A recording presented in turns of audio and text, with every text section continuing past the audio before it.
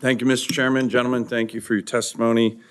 I want to echo what the chairman's been saying. We do need Canada to step up, when they don't meet their 2% GDP NATO commitments. It undermines the entire alliance. So I appreciate the chairman mentioning that. General, it was good to meet with you the other day.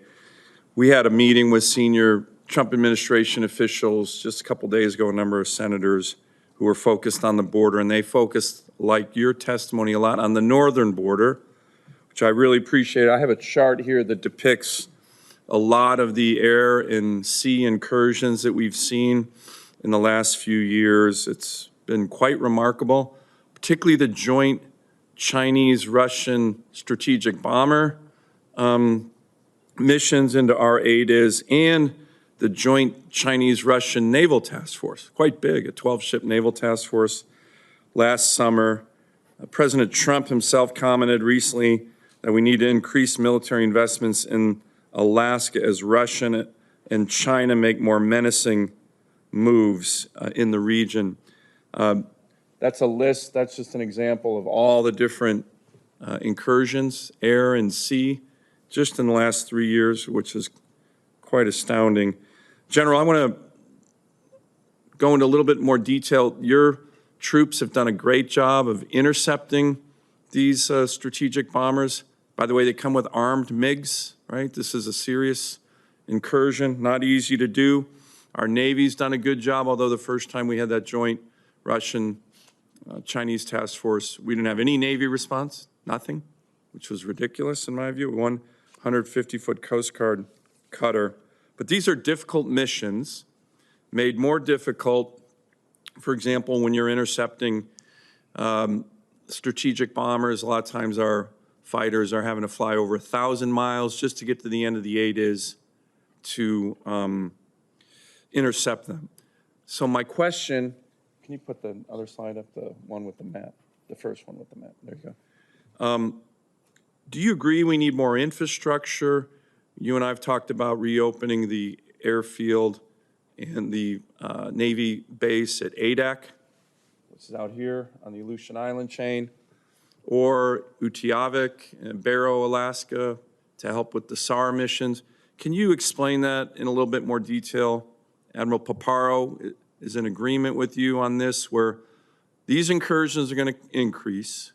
This is America, our northern border, and yet the infrastructure we have for the young men and women who are doing these dangerous intercept missions, both at sea and in the air, they need more infrastructure for their safety and for our rapid response. Do you agree with me that they do? And would you support reopening the Adak Naval Base and the extension of the Barrow runway, which is way up there, the northern part of America, North America? 45. Senator, I do agree with you, and as you mentioned, Admiral Paparo and I are very closely linked and aligned on all issues in the Pacific. I would support ADAC for sure, for maritime and air access, and as you pointed out, Dead Horse or a point at the far north part of Alaska, because those missions aren't only long, 1,000 miles or more with 5 or 6 or 7 air refuelings, usually at night, but also the harsh conditions if a pilot should have to eject. Having those forward points that you mentioned would allow us to pre-position search and rescue aircraft or be able to land there in an emergency, which are capabilities that we just don't have right now.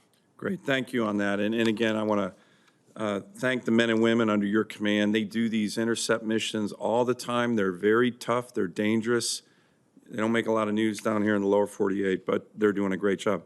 Let me turn to missile defense. Senator Kramer and I recently introduced our Iron Dome Act that reinforces what President Trump's executive order does. That's a depiction of that covering the whole United States with integrated missile defense systems to protect our homeland. I'd love to get co-sponsorships from all my colleagues. My 2017 Advancing America's Missile Defense Act, which pretty much became law in the NDAA, had 30 co-sponsors, 10 Democrats, 20 Republicans.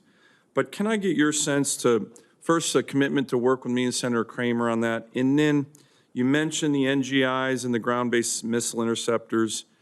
Those are almost all based in Alaska.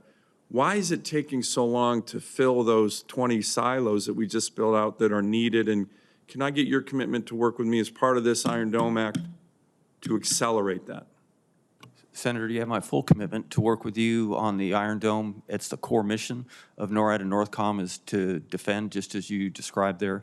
And you also have my full commitment to work to move all defense industrial-based capabilities to the left to bring these capabilities earlier as our adversaries are advancing their capability, and we must keep pace. Great. Thank you, General. I ask unanimous